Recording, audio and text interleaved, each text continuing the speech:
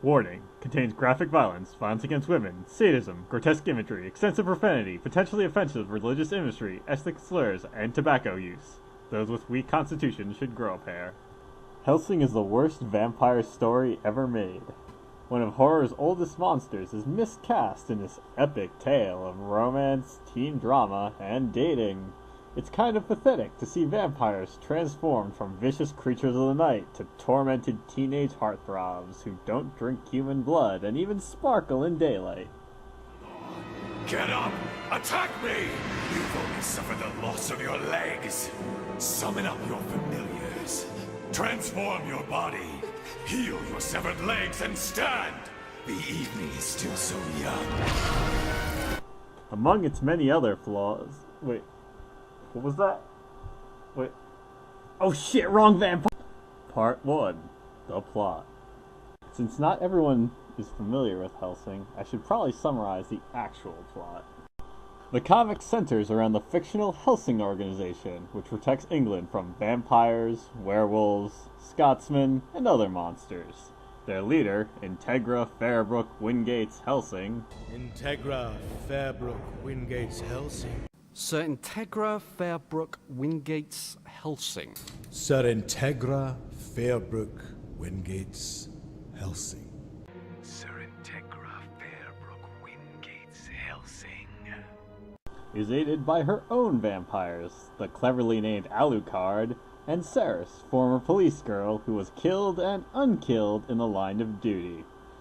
A recent surge in vampire attacks suggests someone is creating artificial vampires which are murdering at random. But who would be evil enough to create vampires and turn them loose on innocent people just to test out their vile experiments? We are the finest of the Third Reich.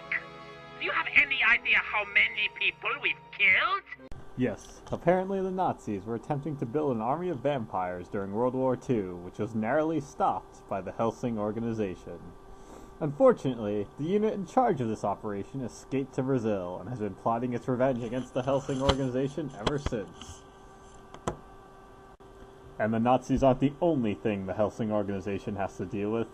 The Vatican has its own organization of vampire slayers, and they fully intend to kill every vampire, no matter which side they're on. Plus, they still haven't quite gotten over that whole Henry VIII thing. Things quickly descend into an all-out brawl between these three factions over the fate of England. Hellsing actually had 2 animated adaptations. The first was made when the comic book was about a fifth of the way through its run, so obviously, most of the plot wound up being completely different.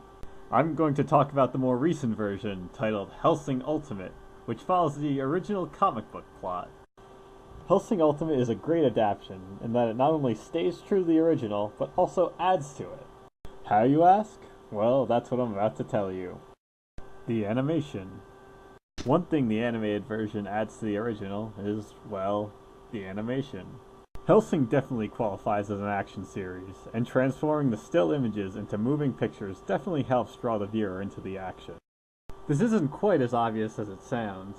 When you're reading a comic, your imagination is filling in the blanks between panels. In a good comic, those panels are dynamic, so it feels like an action sequence, even though it's still images. No matter how good an adaptation is, it's inevitable it won't live up to someone's imagination. That said, the Hellsing animation made the still panels come to life. The dubbing. Another thing that the anime adds to the original is the work that went into dubbing the series into English. Now, I know a lot of people think the original Japanese soundtrack is always better than the English dub, and it's obviously all down to personal opinion. But they're wrong. Hellsing, which is set in England and draws heavily on Western mythology and religion, benefits from being translated into English. And while I'm sure the Japanese cast did a good job, it's hard for me to appreciate their work when I can't understand a word they're saying. This leads me to the English voice work. First we have Alucard, the Hellsing vampire. He's the vampire that other vampires are afraid of, a thing monsters check under their bed for. To put it in the vernacular, he's a badass. The voice acting managed to capture this perfectly. Whether he's expressing contempt for the losers who are calling themselves vampires. You don't know how to change your body into mist or a bat. You can't heal any of your gunshot wounds. And now that you're out of bullets, you can't even defend yourself. You dare to call yourself Nosferatu? You disgust me. Bragging about his weapons. The Silver Cross of Manchester Cathedral was melted down to make these 13mm exploding shells. Nothing I shoot ever gets back up again. Or just laughing like a maniac.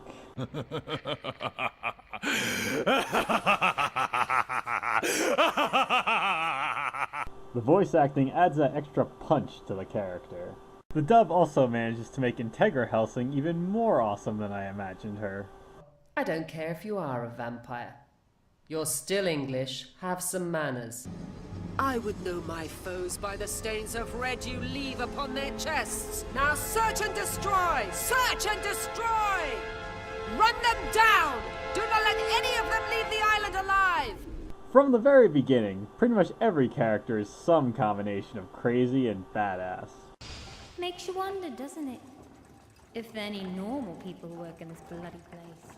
Which is why, like many fantasy or sci-fi stories, Hellsing features a more normal character who the audience identifies with, and who changes the most as they and the audience become more familiar with the setting. As the newest addition to the Hellsing forces, Ceres goes from the naive newcomer uncomfortable with being a vampire. Oh no. Just hold on. You are really a vampire? Yes, I am. Hello. To mowing down Nazi vampires with her bare hands. The dub manages to pull off both points in her character development. Did what you told me. And in return you're going to help me. Send these Nazis to hell! Even if I were about to die, I wouldn't drink a single goddamn drop of your evil blood! Then there's the main antagonist, the Nazi leader. My friends, it has often been said that I like war. My friends, I like war. No? Friends, I love war. Who has just the right levels of evil and crazy. Final thoughts. All in all, I think Hellsing Ultimate did a great job at adapting the comic. Now, if you didn't like the comic, you probably won't like Hellsing Ultimate. Obviously, not everyone's into the ultra-violent action horror genre it falls into, just like not everyone is into mopey vampire love stories or pretty pink ponies. But if you are a fan of the original comic, or just of the genre in general, you should definitely check out Hellsing Ultimate.